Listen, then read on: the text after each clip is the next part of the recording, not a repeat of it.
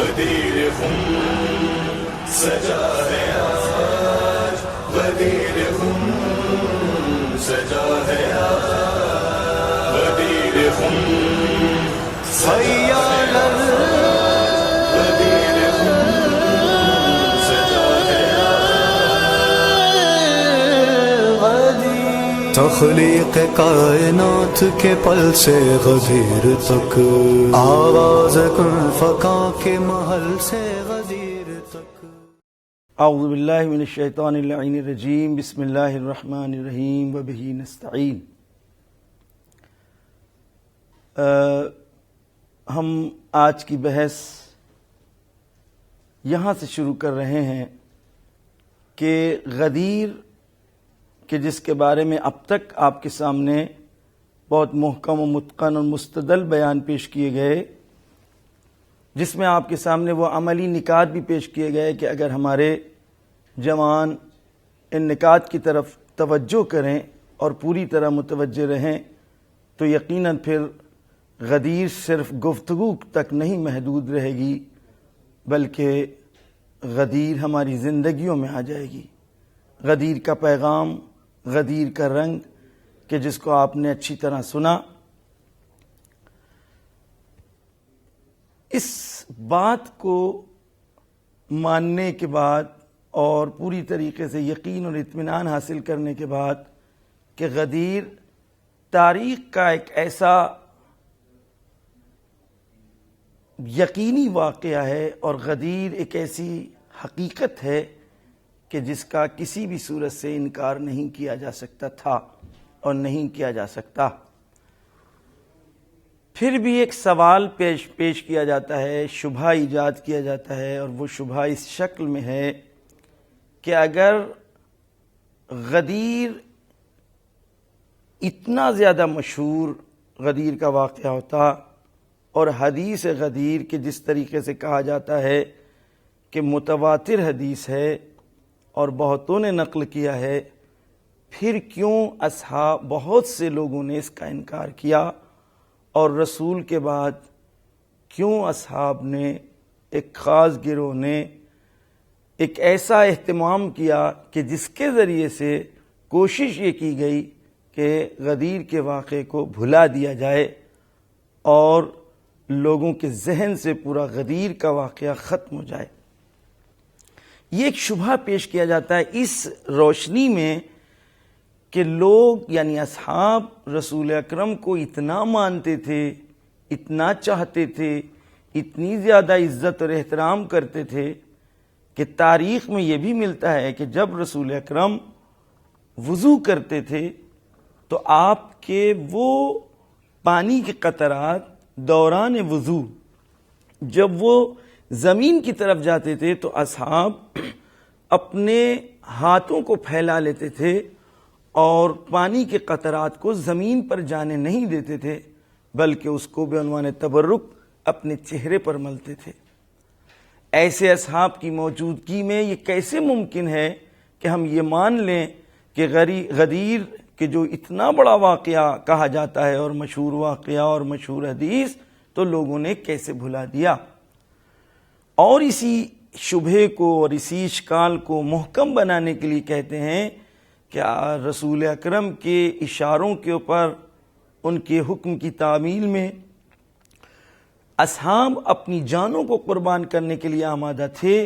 اور میدانہ جنگ میں جاتے تھے،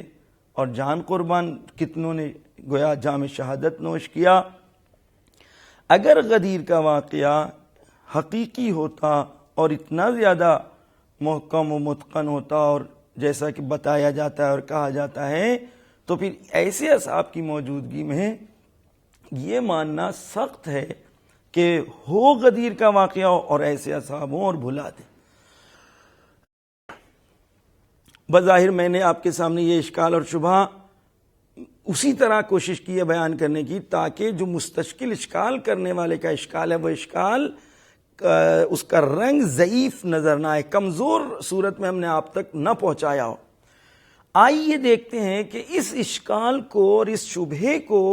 جو رسول اکرم کی زندگی ہے اور جو تاریخ اسلام کے ہمارے سامنے نمونے موجود ہیں، اس نمونوں کی روشنی میں آیا یہ اشکال وارد ہے، کیا یہ شبہ مانا جا سکتا ہے، اور اس شبہ اور اشکال کی موجودگی میں ہم غدیر کو چھوڑ سکتے ہیں اور غدیر کا انکار کر سکتے ہیں؟ ہم یہاں سے کہنا چاہتے ہیں اپنے دوستوں سے کہ سب سے پہلے ہی ابتدائے امر میں اصلاً یہ کہاں سے کہا جا رہا ہے کہ لوگوں نے غدیر کو نقل نہیں کیا، لوگوں نے غدیر کو مانا نہیں، احادیث میں موجود نہیں ہے، کتابوں میں موجود نہیں ہے، اور اگر ہوتا تو لوگ نقل کرتے۔ لہذا ہم اس موضوع اس سلسلے میں پہلے گفتگو کرتے ہیں کہ غدیر ایک ایسی حقیقت ہے کہ جس کا انکار ممکن ہی نہیں ہے۔ کیونکہ ممکن نہیں تھا، لہذا وہ غدیر کا مخالف گروہ جس کے مفاد اور فائدے خطرے میں تھے، انہوں نے ایک ایسا پلان رچا تھا، ایک ایسا پلان بنایا کہ جس کے نتیجے میں وہ یہ چاہتے تھے کہ غدیر بھلا دیا جائے اور غدیر کا انکار کر دیا جائے، اور جس گروہ نے اس ابتدائی گروہ کی تاسی کی، اتباع کیا اور ان کے مفاد ملتے جلتے تھے، وہ آج تک اسی رنگ کے اوپر، اسی ڈھرے کے اوپر بہہ رہے ہیں اور جا رہے ہیں۔ ہم کہنا یہ چاہتے ہیں، اگر آپ احادیث کی کتب اٹھا کر کے دیکھیں، اگر آپ تاریخ کی کتاب اٹھا کر کے دیکھیں، تو غدیر کو نقل کرنے والے کوئی چھوٹے موٹے لوگ نہیں ہیں، اصحاب کی ایک بہت بڑی جماعت ہے کہ جس نے غدیر کے واقعے کو نقل کیا ہے، تابعین کی ایک بہت بڑی جماعت ہے کہ جس نے غدیر کے واقعے اور حدیث غدیر کو نقل کیا ہے، اصحاب میں کچھ صحابنے ہیں، کچھ خواتین ہیں کہ جنہوں نے غدیر کے واقعے کو نقل کیا ہے، مفسرین ہیں، متکلمین ہیں، فقیہ ہیں، تاریخ لکھنے والے مورخین ہیں کہ جنہوں نے حدیث غدیر کو اپنی کتابوں میں، اپنی تحریروں میں نقل کیا ہے۔ ہم آپ کے سامنے اگر حقائق بیان، تاریخ کے حقائق بیان کرنا چاہیں، کتابوں کی گویا جو سرخیاں ہیں، 160 ایسے صحابی ہیں کہ جنہوں نے حدیث غدیر کو نقل کیا ہے، 7 صحابنے ہیں جن میں ام سلمہ موجود ہیں، جس میں فاطمہ زہرا سلام اللہ علیہا ہیں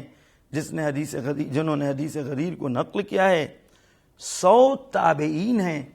تابعین کون لوگ ہیں؟ اپنے ناظرین کے لیے اور اپنے جوانوں کے لیے، یہ وہ گروہ ہے کہ جنہوں نے رسول اکرم کو تو نہیں دیکھا، لیکن اصحاب سے انہوں نے شاگردی اختیار کی ہے، اصحاب کی تلمذ میں رہے ہیں، اصحاب کے پاس انہوں نے وقت گزارا ہے، اصحاب رسول کے ساتھ وہ رہے ہیں، اٹھے بیٹھے ہیں۔ جن لوگوں نے اصحاب رسول سے نقل کیا اور رسول کو نہیں دیکھا، ان کو اصطلاح میں تابعین کہا جاتا ہے۔ 100 تابعین ہیں کہ جنہوں نے حدیث غدیر کو اور واقع غدیر کو نقل کیا ہے، 400 محدثین ہیں، مفسرین ہیں، متکلمین ہیں، حدیث غدیر کو نقل کیا اور واقع غدیر کی طرف اشارہ کیا ہے۔ اب ہم یہاں سے ایک اور، جب یہ کلی طور کے اوپر آپ کے سامنے پیش کر دیا گیا کہ ایسا واقعہ ہی نہیں ہے غدیر کے، غدیر کو کوئی انکار کر دے اور غدیر کو چھپا لے جائے، باقاعدہ کتابیں اٹھا کر کے دیں گے، ظاہر ہے یہ وہ موقع نہیں ہے، ہمیں اصل شبہ کو آپ حل کرنا ہے۔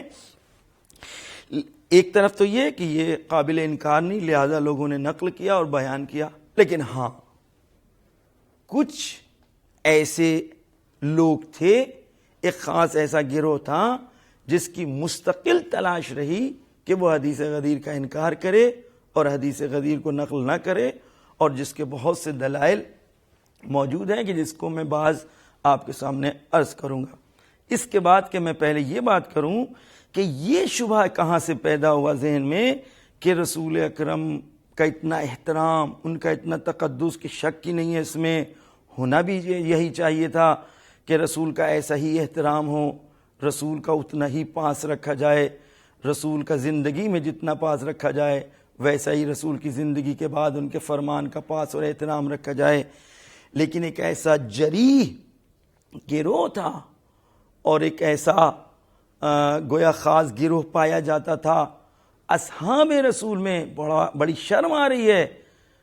گویا ہم اصحاب کہہ کے گفتگو کر رہے ہیں، اس لیے کہ جو ایک تحقیق شدہ مبنا ہے، رسول کو جس نے دیکھا ہو اور رسول سے جس نے کچھ سنا ہو وہ صحابی ہو جائے اور قابل احترام، نہیں جب تک کہ اس میں وہ ملاک اور معیار صحبت رسول نہ پائے جاتے ہوں. یعنی اگر رسول کی سیرت کا اس پر کوئی، اس کے کردار پر کوئی اثر نہ ہو، رسول کی تعصیح کرتا نظر نہ آ رہا ہو، رسول کی احادیث و فرامین کو ناپ نہ رہا ہو، اور اس کے باوجود کیونکہ اس نے رسول کو دیکھا اور رسول سے کوئی حدیث سنی اور بعد میں نقل کر دی اور وہ قابل احترام ہو جائے، یہ ایک الگ بحث ہے. گویا بالکل آج کیونکہ جوانوں کا مجمع ہے، غور کر سکتے ہیں اس موضوع کے اوپر، لیکن میں کہنا یہ چاہتا ہوں ہونا یہی چاہیے تھا کہ رسول کی شخصیت ایسی تھی کہ ان کی مخالفت نہ کی جائے، جیسا کہ شبہ پیش کرنے والے پیش کرنا چاہتے ہیں کہ رسول کیسے ممکن ہے کہ لوگ رسول کی بات کا انکار کر دیں اور غدیر کا واقعہ ہو اور انکار کر دیں. ہمارا بھی سوال یہی ہے کہ آج تک یہی سوال ہے کہ یہ کیسے ممکن ہوا کہ رسول نے اتنے بڑے مجمع میں ایک شخص کو باقاعدہ بلند کر کر کے اپنے ہاتھوں کے اوپر اٹھا کر کے پہچنوایا اور لوگوں نے، ایک گروہ نے اس کا انکار کر دیا اور اصلاً اس انسنی کر دی اس حدیث کے بارے میں، اس فرمان کے بارے میں. لیکن ہم کہتے ہیں یہ گروہ وہ گروہ ہے کہ جس نے رسول کے بعد ہی صرف رسول کی مخالفت نہیں کی ہے، بلکہ تاریخ میں ایسے نمونے تلخ حقائق ہیں تاریخ اسلام کے. میرے عزیز دوستوں، شرم آ رہی ہے، آج کی دنیا ہتھیلی کے اوپر ہے. آج اگر غیر مسلم ہم سے سوال کر لے، ایک مسلمان سے سوال کر لے کہ اسلام نام ہے تسلیم کا، اسلام نام ہے رضا کا، اسلام نام ہے تعصی کا، اسلام نام ہے اطاعت کا، تو پھر آخر کیا وجہ ہے کہ یہ اتنے گروہ اس میں کیسے نظر آ گئے، اتنی مخالفتیں کیوں نظر آ گئیں؟ تو آپ آئیے دیکھیں کہ واقعاً یہ تاریخ اسلام کے تلخ حقائق ہیں کہ رسول کی زندگی ہی میں رسول کے فرامین کی مخالفت کی گئی، رسول کے فیصلوں کی مخالفت کی گئی. رسول جو حکم دیتے تھے بعض اوقات ایک بعض گروہ تھا، ایک مخصوص گروہ تھا، بعض افراد تھے کہ جو وہ وقتاً فوقتاً مخالفت کیا کرتے تھے. سورہ حجرات اٹھا کر کے دیکھ لیں کہ جہاں کے اوپر سورہ حجرات کی آیات کا لہجہ بتلا رہا ہے کہ کچھ لوگوں کو ٹوکا جا رہا ہے کہ لا ترفعوا اصواتکم فوق صوت النبی، تم اپنی آوازوں کو نبی کی آواز کے اوپر بلند نہ کرو. بعض گروہ کو قرآن کی آیت بتلا رہی ہے، لہجہ بتلا رہا ہے کہ تم جب رسول کو پکارو تو جس طریقے سے آپس میں ایک دوسرے سے گفتگو کرتے ہو اس طریقے سے تم گفتگو نہ کرنا، بلکہ رسول اکرم کے سامنے جب آؤ، جب ان کو پکارو تو عام لوگوں کی طرح تم ان کے سامنے نہ آنا. یہ خود قرآن ہم کو احترام سکھا رہا ہے. وہ رسول کہ جس کے لیے ہم کو اس طریقے سے بتایا گیا ہے کہ رسول اپنی طرف سے کچھ کہتے ہی نہیں تھے، وہ رسول کے جو اپنی طرف سے کوئی فیصلہ ہی نہیں کرتے تھے. اب اگر رسول کے فیصلے کی مخالفت ہو، رسول کے قول کی مخالفت ہو، رسول کے حکم کی مخالفت ہو، تو بجائے اس کے کہ اصل اس قول کا انکار کر دیں اس خاص گروہ کی مخالفت کی بنا کے اوپر، میں تو کہتا ہوں اگر ہمارے ساتھ ایک ذرہ برابر بھی گویا حمیت دینی ہو اور حمیت اسلامی ہو تو ہمیں اس گروہ کے بارے میں غور کرنا چاہیے کہ یہ کیسا گروہ تھا کہ جس نے رسول اکرم کے فیصلوں کے اوپر گویا اپنے فیصلوں کو مقدم کیا. آئیے میں آپ سے پوچھنا چاہتا ہوں، کیا صلح حدیبیہ کے موقع کے اوپر ایک خاص چند لوگوں نے رسول اکرم کے اس فیصلے کی مخالفت نہیں کی؟ تاریخ موجود ہے، آپ اٹھا کر کے دیکھیں. صحیح بخاری نے باقاعدہ صلح حدیبیہ کا واقعہ نقل کیا ہے. آپ اس صلح حدیبیہ کے واقعے میں اٹھا کر کے دیکھیں. میں صرف اطلاع کی خاطر بتلانا چاہتا ہوں کہ صلح حدیبیہ ہے کیا چیز، اشارہ کر دوں کیونکہ موضوع میرا نہیں ہے. صرف میں یہ بتلانا چاہ رہا ہوں کہ یہ بات کہنا کہ اگر یہ حدیث صحیح ہوتی اور اتنی زیادہ مشہور ہوتی کہ جتنی کہی جاتی ہے اور اتنا مجمع ہوتا تو پھر اصحاب رسول مخالفت نہیں کر سکتے تھے، انکار نہیں کر سکتے تھے، بھلا نہیں سکتے تھے. میں کہہ رہا ہوں رسول کی موجودگی میں رسول کے فیصلے کی مخالفت کی گئی. صلح حدیبیہ کا موقع ہے، رسول اکرم نے خواب دیکھا کہ ہم سب لوگ اپنے اصحاب کے ساتھ مکے جا رہے ہیں اور حج طواف انجام دے رہے ہیں۔ رسول اکرم نے اس اپنے خواب کو بیان کیا، اس کی تعبیر بھی دی کہ ہاں یہ کام ہوگا۔ اچانک آپ نے فیصلہ بنایا کہ ہم لوگ چلیں، لیکن راستے میں مشرکین کی طرف سے ایک گروہ آیا اور اس نے رسول اکرم کو روکنے کی کوشش کی۔ وہ باقاعدہ لیس تھا اسلحے سے، رسول اپنے اصحاب کے ساتھ باقاعدہ گویا حج کی نیت سے نکلے تھے کہ ہم جائیں گے گویا طواف کریں گے، لیکن وہ اس گروہ نے جو مشرکین کی طرف سے آیا تھا اس نے یہ کہا کہ آپ سال آئندہ سال آئیے اور اس سال آپ یہیں سے لوٹ جائیے۔ رسول اکرم نے صلح کی اور صلح کرنے کے بعد یہ خبر آپ نے اپنے اصحاب کے درمیان بیان کر دی۔ آپ اٹھا کر کے دیکھیں، کچھ لوگ تھے وہ آگے بڑھتے ہیں اور رسول اکرم سے سوال جواب کرنا شروع کر دیا انہوں نے کہ تم اللہ کے نبی نہیں ہو؟ کہا ہاں ہم اللہ کے نبی ہیں۔ کیا ہم لوگ مومن نہیں ہیں؟ کہا ہاں۔ کیا ہم لوگ حق پر نہیں ہیں؟ ہاں ہیں۔ تو پھر کیوں ہم اتنا زیادہ پستی کے ساتھ ہم کیوں یہ فیصلہ قبول کریں اور پستی کے ساتھ ہم کیوں یہاں سے واپس جائیں؟ رسول اکرم نے فرمایا کہ اللہ کے فیصلے کے اوپر ہم کوئی فیصلہ نہیں کر سکتے۔ یعنی رسول کہنا یہ چاہتے ہیں کہ یہ میرا صلح کا فیصلہ اللہ کا فیصلہ ہے اور ہم کو یہاں سے واپس جانا ہوگا۔ اور اس کے بعد رسول اکرم نے حلق کیا، یعنی سر کو منڈوایا، اور آپ نے اپنے اصحاب کو بھی حکم دیا کہ آپ لوگ بھی حلق کروا لیں، لیکن رسول اکرم اور علی ابن ابی طالب علیہ السلام نے صرف حلق کیا اور لوگوں نے مخالفت میں ذرا ذرا سے بال کاٹے۔ رسول اکرم نے جب معلوم کیا تو آپ کو بتایا کہ نہیں، بہت سے لوگوں نے یعنی بعض لوگوں نے حلق نہیں کیا، اور یہ چند لوگ کہ جنہوں نے رسول اکرم کے اس صلح حدیبیہ کے فیصلے کی مخالفت کی، یہ دوسروں کو اکسا بھی رہے تھے، ایک باقاعدہ گروہ تیار کر رہے تھے۔ باقاعدہ تاریخ کی حقیقت ہے، تلخ حقیقت ہے۔ تو رسول اکرم نے باقاعدہ رحمت کی دعا کی، پروردگار رحمت نازل کرے ان لوگوں پر کہ جنہوں نے حلق کیا ہے۔ کسی نے آ کر کے سوال کیا، اور وہ لوگ جنہوں نے تقصیر کی ہے، یہ لفظ تقصیر یہ موقع نہیں ہے کہ میں یہاں پر اس کی تفسیر اور تبیین کروں، یعنی جنہوں نے ذرا ذرا سے بال کاٹے ہیں، حلق نہیں کیا ہے۔ آپ نے پھر تکرار کیا، خدا رحمت کرے جنہوں نے حلق کیا یعنی سر منڈوایا ہے۔ پھر کہنے والے نے، اور جنہوں نے تقصیر کی ہے۔ 3 مرتبہ سوال جواب دینے کے بعد رسول اکرم نے چوتھی مرتبہ ارشاد فرمایا والمقصرین، یعنی اللہ خداوند عالم رحمت نازل کرے ان لوگوں پر کہ جنہوں نے حلق کیا یعنی سر منڈوایا، اور اسی سے عطف کر دیا والمقصرین، یعنی یہ کون سا۔ اب آپ آ کر کے دیکھیں، یہاں پر جملہ موجود ہے کہ جس کو گویا صحیح بخاری نے نقل کیا ہے، ما شککت منذ اسلمت الا یومئذ۔ ایک کہنے والے نے اس موقع کے اوپر یہ جملے کو کہا کہ میں نے جب سے میں اسلام لے کر کے آیا ہوں آج تک رسول خدا کی نبوت میں اتنا شک نہیں کیا کہ جتنا آج شک کیا ہے۔ میرے دوستوں، میرے عزیز جوانوں، اور میرے وہ بچے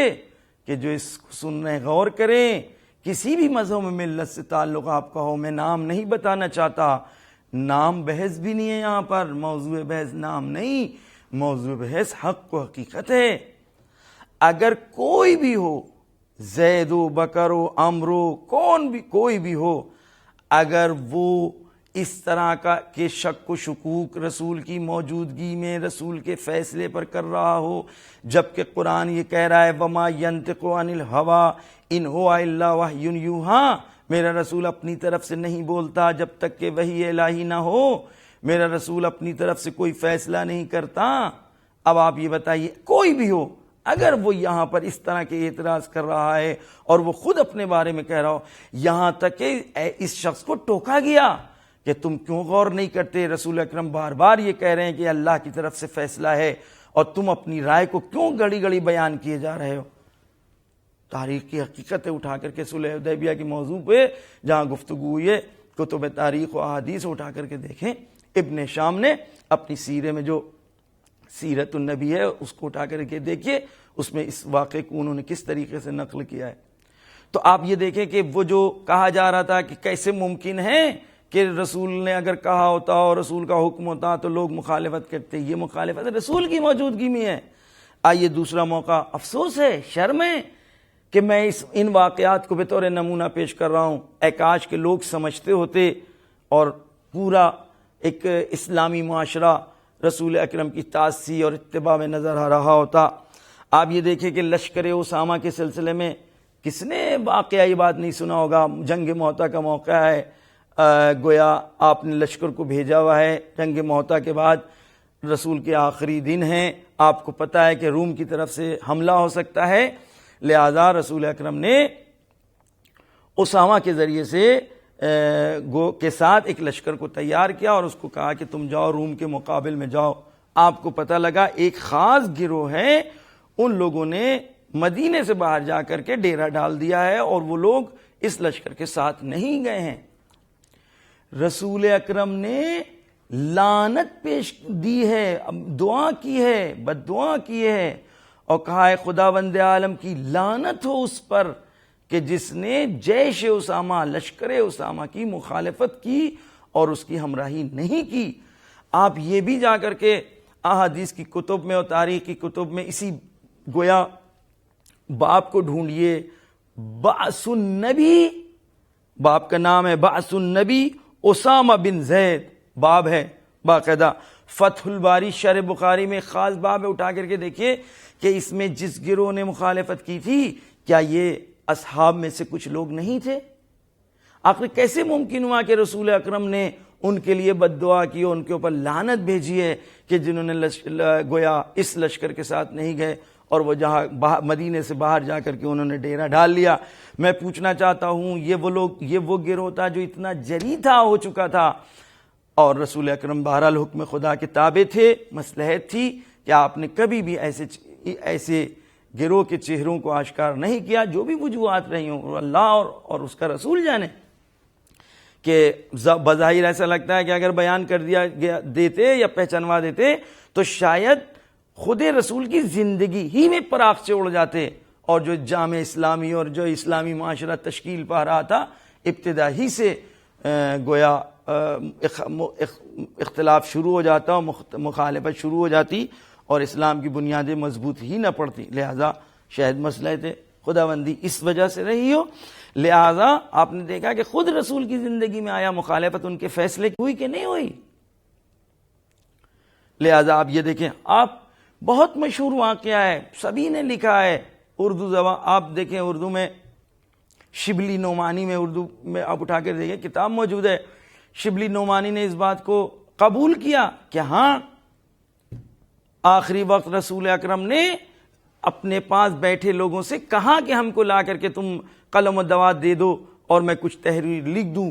لیکن آپ کی مخالفت کی گئی اور سخت الفاظ میں مخالفت کی گئی۔ پھر میں عرض کر رہا ہوں کہ مجھے شرم آ رہی ہے کہ میں ان الفاظ کو دہراؤں بے عنوان ایک مسلمان، کہ گویا رسول کی، کہ حتیٰ رسول اکرم کو کہنا پڑا کہ تم لوگ یہاں سے اٹھ جاؤ۔ تو آپ نے دیکھا کہ مخالفت رسول اکرم میں ایک خاص گروہ کر رہا تھا، کر چکا تھا، ثابت ہے۔ تو پھر رسول اکرم کے بعد جن کے مفاد خطرے میں وہ محسوس کر رہے تھے وہ مخالفت نہیں کریں گے، اب تو ظاہری قدرت بھی ان کے ہاتھ میں آ گئی تھی۔ لہذا یہ کہنا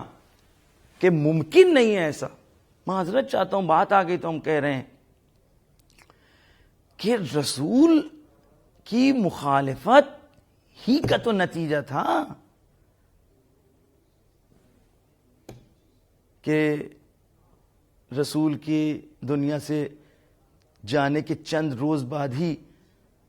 آپ کی بیٹی کو جو مشکلات کا سامنا کرنا پڑا، کیا کوئی یہ مسلمان انکار کر سکتا ہے؟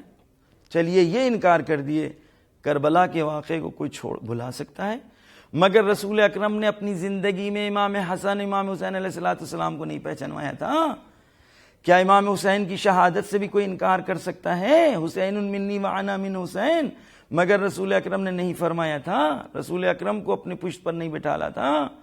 رسول اکرم کو اپنی زبان نہیں رسول اکرم نے اپنی زبان نہیں چسائی تھی امام حسین علیہ السلام کو؟ لیکن پھر وہ سلسلہ کہ جس سلسلے کی بنیادوں کو مضبوط کرنے والے کون لوگ تھے؟ آیا رسول کے اصحاب ہی میں سے تو چند لوگ تھے کہ جنہوں نے شام کی حکومت کی بنیادوں کو مضبوط بنایا کہ جس کے نتیجے میں کربلا کا واقعہ وجود میں آیا اور رسول کے گھرانے والوں کو قیدی بنایا گیا، کیا یہ بھی کوئی انکار کر سکتا ہے؟ لہذا یہ کہنا کہ اگر یہ ہوتا اور تو لوگ انکار نہیں کرتے اور مخالفت نہ کرتے، ہاں البتہ لوگوں نے پوری طریقے سے انکار کرنے کی کوشش کی، مخالفت کی، اس سے انکار نہیں ہے۔ خود رسول کے بعد ایک جگہ پر کچھ لوگوں کا جمع ہو جانا اور اس کو کسی نہ کسی ایک کو اپنے بعد یعنی کسی کو معین کر دینا کہ یہ جانشین ہے اور یہ خلیفہ ہے اور یہ حاکم ہے، اور جب کہا جاتا ہے کہ رسول کا جنازہ بھی ہے تو جواب میں یہ دیا جاتا ہے، آج وہ کلا جواب دیتے ہیں،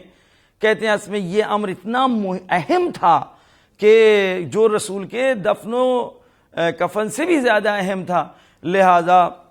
اس گروہ نے یہ سوچا کہ پہلے وہ تمام زحمتیں جس کے لیے رسول اکرم نے اتنی زیادہ مشقتیں برداشت کی ہیں وہ کہیں جو ہے خاک میں نہ مل جائے اور دشمن حملہ نہ کر دے، لہذا ادھر لوگ جمع ہو گئے اور انہوں نے گویا رسول کے بعد کسب تکلیف یعنی یہ کیا کہ ہماری ذمہ داری کیا اور کسی نہ کسی کو ایک کو حاکم و وزیر و خلیفہ و جانشین بنایا گیا، اس لیے جنازے کی طرف متوجہ نہیں رہے۔ سوال آج یہی ہے صاحبان عقل و شعور و ادراک سے کہ اس اہمیت کو ان اصحاب نے تو در کر لیا، لیکن رسول اکرم جن کی فکر و ذکر سب کچھ یہی تھا، جو آئے اسی ہدایت کے لیے تھے، ان کو اس اہمیت کی طرف وہ متوجہ نہیں ہوئے کہ وہ اپنے بات کسی کو معین کر کے جائیں اور بتا کر کے جائیں۔ لہذا آپ یہ دیکھیے کہ ہاں تلاش کی گئی کہ لوگ بھلا دیں، لہذا جو اجتماع ہوا رسول کے بعد، رسول کے وفات کے فوراً بعد، اور لوگ جمع ہو گئے مسجد میں اور منا وزیر اور منا امیر کی آوازیں آنے لگی، یہ اسی بات کا نتیجہ تھا۔ ایک خاص گروہ کی تلاش و کوشش یہ تھی کہ غدیر کو بھلا دیا جائے اور غدیر کو لوگ بھلا دیں۔ البتہ اور بھی وجوہات رہی ہیں۔ خوف و ترس اتنا تھا کہ ایک گروہ انکار کر رہا تھا۔ آپ یہ دیکھیں زید ابن ارقم کا واقعہ، بہت بڑے صحابی ہیں، قابل احترام ہیں۔ زید ابن ارقم سے عطیہ اوفی فرماتے ہیں، کہتے ہیں زید میں نے تمہارے داماد سے ایک بات سنی ہے کہ وہ غدیر کے واقعے کو بیان کرتے ہیں، میں چاہتا ہوں تمہاری زبانی بھی سن لوں۔ تو زید نے کہا کہ تم عراقیوں کو ہمیشہ مشکلات ایجاد کرنے میں مزہ آتا ہے کیا؟ اور عطیہ کہتے ہیں کہ نہیں آپ نشا خاطر رہیں، میں کسی سے بیان نہیں کروں گا اور اپنے تک رکھوں گا، مطلب آپ ڈریے مت۔ تو اب یہاں پر جو ہے زید جو ہے پورا واقعہ غدیر کا کہ ہاں میں موجود تھا اور رسول اکرم نے پہلے تو وہ کہا کہ کیا میں تمہارے نفسوں سے اولا نہیں ہوں؟ سب نے کہا قالوا بلا۔ اس کے بعد حضرت نے علی ابن ابی طالب علیہ السلام کا ہاتھ پکڑ کر کے فرمایا من کنت مولا فعلی مولا۔ اب آپ یہ دیکھیں کہ کیا اشارہ نہیں ملتا؟ زہری چند کلمات بیان کرنے کے بعد گویا ایسا لگتا ہے کہ خوف کی بنا کے اوپر پوری طریقے سے حدیث بیان نہیں کر پا رہے ہیں۔ سعید بن مسیب، اسی صورت سے آپ نے حدیث غدیر کی طرف اشارہ کیا اور پتہ لگ رہا ہے کہ کسی خوف کے تلے وہ دبے ہوئے ہیں۔ سعید بن جبیر کا واقعہ ہے کہ جو نقل کرنے سے انکار کر رہے ہیں،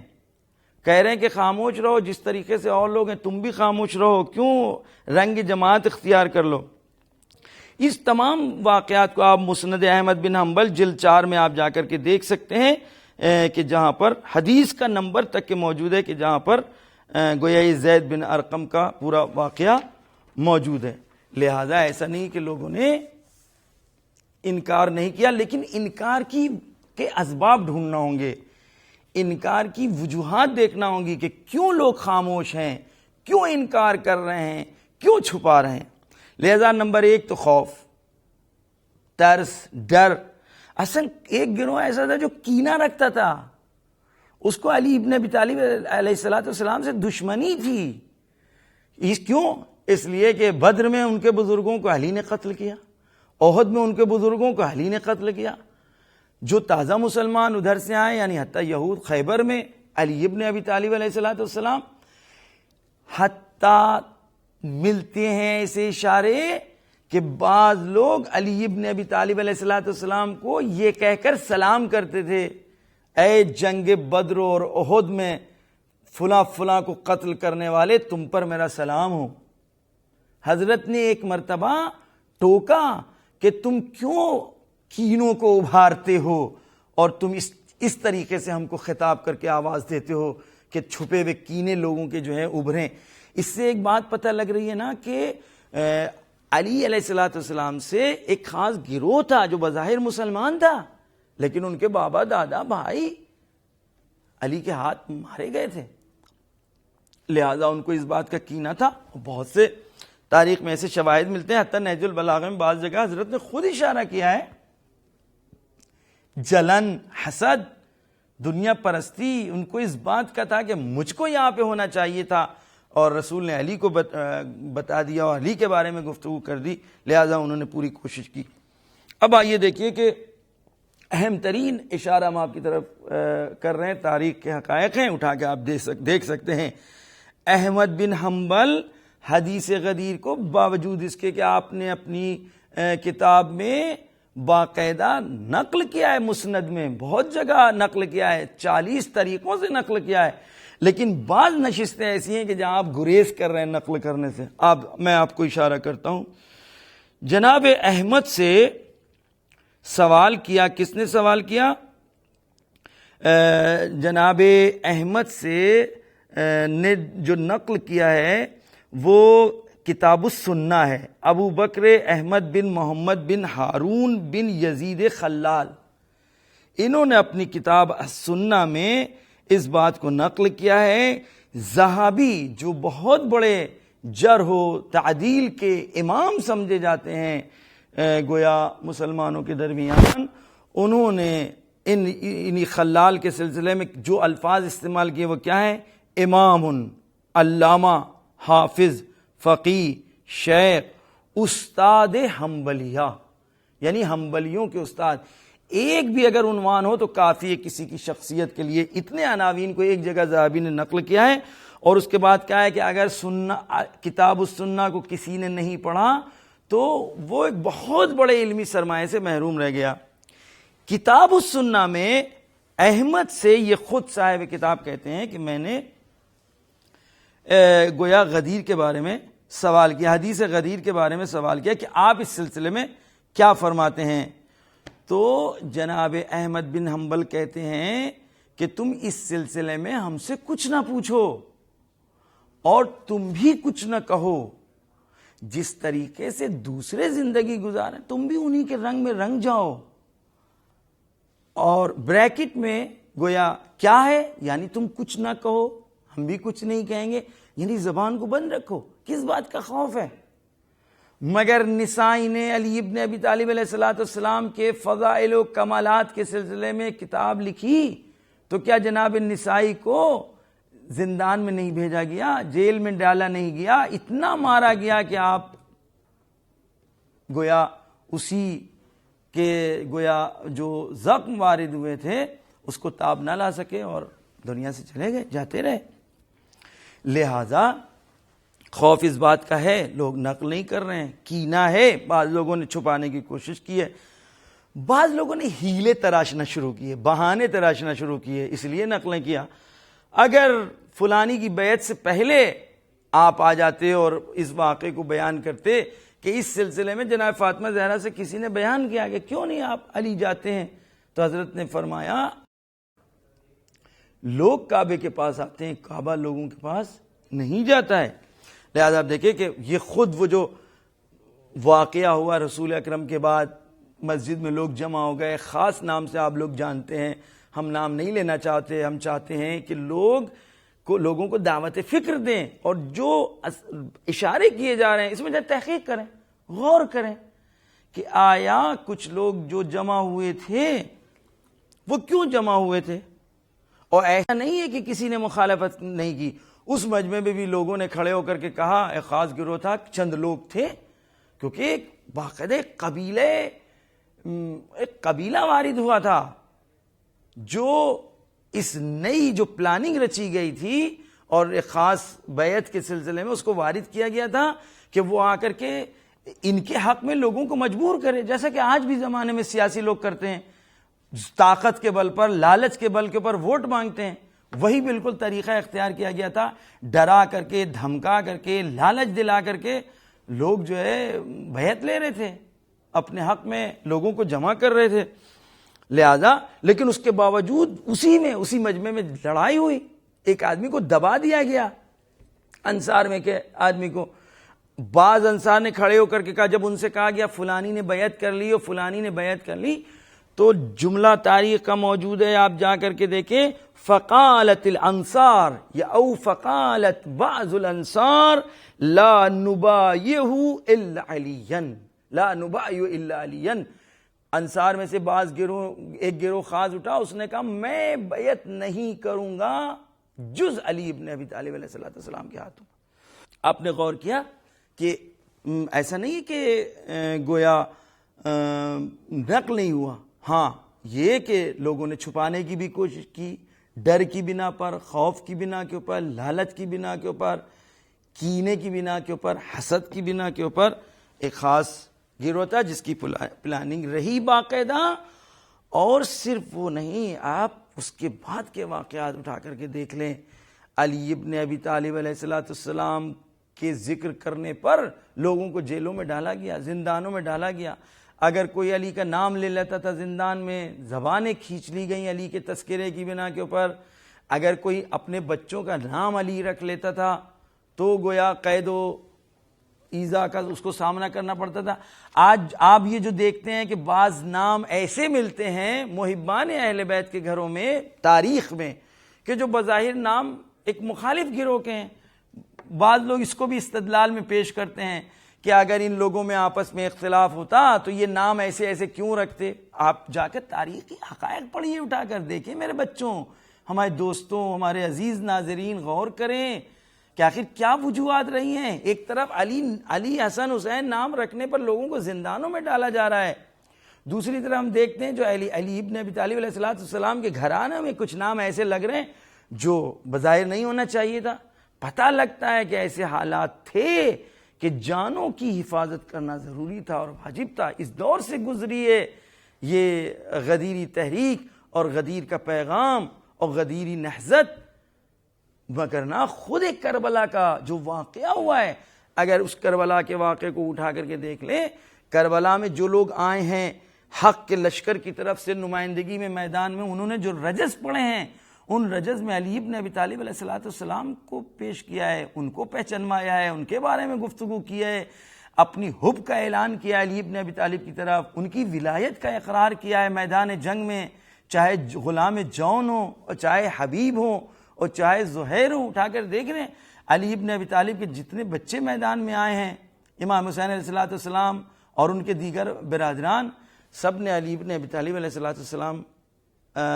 کے سلسلے میں گفتگو کی ہے. مگر آخری وقت میں جب امام حسین علیہ السلام نے پوچھا ہے کہ یہ بتاؤ کہ ہماری خطا کیا ہے، تم ہم کو کیوں اور کس جرم میں قتل کر رہے ہو،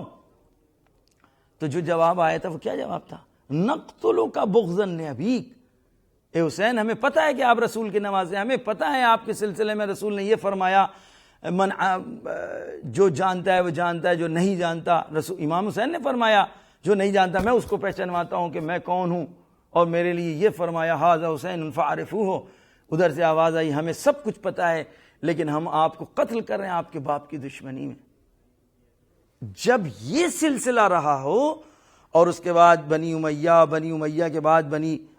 بنی عباس کے بعد پھر جو لوگ آتے رہے، اور بظاہر ایسا گروہ برسر اقتدار رہا کہ جن کے مفادات اس کثرت میں تھے کہ وہ کثرت کے ساتھ رہیں اور کثرت کی آواز پر بڑھتے رہیں، اور جس کے نتیجے میں آج لوگوں کے ذہن میں یہ شبہ ہو گیا کہ غدیر جو ہے اگر حقیقت ہوتی ہو، غدیر اتنی گویا شہرت یافتہ حدیث ہوتی ہو، مشہور واقعہ ہوتا، تو اس کا لوگ کیوں اکثریت اس کا انکار کرتی ہے. اکثریت کا نہ ماننا اس بات کی دلیل نہیں کہ یہ واقعہ وجود میں نہیں آیا. تاریخی حقائق ہیں، سن وائز اٹھا کر کے دیکھ لیں حدیث کو غدیر کو نقل کرنے والے کتنے گزرے ہیں. یعنی سن 10 ہجری کا یہ واقعہ ہے، سن 10 ہجری کے بعد یعنی 11 ہجری سن گویا 60 ہجری کا یہ واقعہ ہے. رسول اکرم کب گئے ہیں؟ رسول اکرم کے گئے ہیں 10 ہجری میں، 60 ہجری میں کربلا کا واقعہ ہو گیا، یعنی اس 50 سال کی عمر میں عرصے میں رسول اکرم کے تمام فرامین بھلا دیے گئے. اور اس کے بعد یہ سوال کرنا کہ غدیر کو کیسے بھلا دیا لوگوں نے، اگر حقیقت ہوتی تو نہیں بھلاتے. ہم کہتے ہیں کہ رسول نے جن کو ہاتھوں پہ لے کے پہچنوایا تھا 50 سال میں لوگوں نے ان کو بھلا دیا، ان کے گھر کو قیدی بنا لیا گیا. لیکن اس کے باوجود کچھ حق پسند گروہ رہا ہے اور لوگ رہے ہیں کہ جنہوں نے ہر سن میں، ہر دہے میں، ہر صدے میں، گویا قرن میں اور ہر صدی میں جو بیان کرنے والے رہے ہیں، انہوں نے غدیر کو نقل کیا ہے، واقع غدیر کو، حدیث غدیر کو، اور اس کے اوپر بڑی بڑی کتابیں لکھی گئی ہیں. ہم لوگ صرف اس لیے کہ کیونکہ مثلا اس کا لکھنے والا ایک علی کا چاہنے والا ہے، میں تو کہتا ہوں کون ایسا مسلمان ہے جو علی سے محبت نہیں کرتا؟ اگر وہ ایک طرف اس بات کا دعویٰ کرے کہ وہ مسلمان ہے تو ہو نہیں سکتا کہ وہ علی سے محبت نہ کرے. علی سے محبت اگر کرتا ہے تو پھر اس کو تعصب کی جو عینک ہے وہ اس کو اتار کے رکھنا ہوگی، حق و حقیقت کی عینک پہننا ہوگی، اور اس کے بعد تاریخ کا اس طرح مطالعہ کرے، حدیث کا اس طرح مطالعہ کرے کہ وہ بے طرف ہو، کسی سے اس کا ابھی وہ کسی گروہ سے اس کا تعلق نہیں ہے، وہ صرف حق کی تلاش میں ہو. جہاں پر حق ہوگا، جو حق ہوگا وہ مانے گا، چاہے یہ گروہ بیان کر رہا ہو، چاہے غدیر کے طرفدار والے لوگ ہوں، چاہے غدیر کا انکار کرنے والے لوگ ہوں، لیکن تاریخی حقائق کو اپنے سامنے رکھے اور اس کے بعد باقاعدہ عقل و شعور کی روشنی میں ان واقعات کو جو ہے کا تحلیل و تجزیہ کرے، اور اس کے بعد خود فیصلہ کرے کہ آیا رسول اکرم بغیر کسی کو بتائے، بغیر کسی کو معین کیے، بغیر کسی کو پہچنوائے، بغیر کسی کے ہاتھ میں اتنی بڑی اسلام اور امت اسلامیہ کی باغ ڈور سنبھالے ہوئے اس دنیا سے چلے گئے، جبکہ آج ایک دیہات میں رہنے والا ایک معمولی سا انسان اپنی ایک چھوٹی سی بکری کو بھی اگر وہ کوئی حاجت اس کو لگ جائے تو اس بکری کی بھی گردن میں لگی پھنسی ہوئی پڑی ہوئی رسی کے سرے کو بھی جب تک کہ کسی کے سپرد کر نہ لے وہ نہیں چھوڑ کے جا سکتا. تو کیسے ممکن ہے کہ اسلام اور امت اسلامیہ کو بغیر کسی کے سپرد کیے ہوئے وہ اس دنیا سے چلے جائیں؟ یہی وجہ ہے کہ غدیر کسی ایک شخص کا نام نہیں، غدیر ایک سلسلے کا نام ہے، جس سلسلے کا نام سلسلہ ولایت ہے، کہ وہاں ایک نہیں بلکہ 12 علی پہچنوائے گئے تھے اور 12 علیوں کو پیش کیا گیا تھا. اے میرے پروردگار، تجھ کو واسطہ ہے محمد اور ان کی آل کا کہ ہم لوگوں کو حق و حقیقت کا راستہ عطا فرما، اور ہم لوگوں کو اتنی روشنی عطا کر دے کہ ہم لوگ ایک اس گرد آلود ماحول میں اپنے راستے کو گم نہ کرنے پائیں، اور جو تجھ تک ہم کو پہنچا دے اس راستے کو دکھا، اور ملنے کے بعد اس راستے پر ہم سب لوگوں کو ثابت قدم رکھ. وآخر دعوانا ان الحمد للہ رب العالمین. غدیر خون سجا ہے آج، غدیر خون سجا ہے آج، غدیر خون سجا ہے آج، غدیر خون سجا ہے آج. تخلیق کائنات کے پل سے غدیر تک، آواز کن فکا کے محل سے غدیر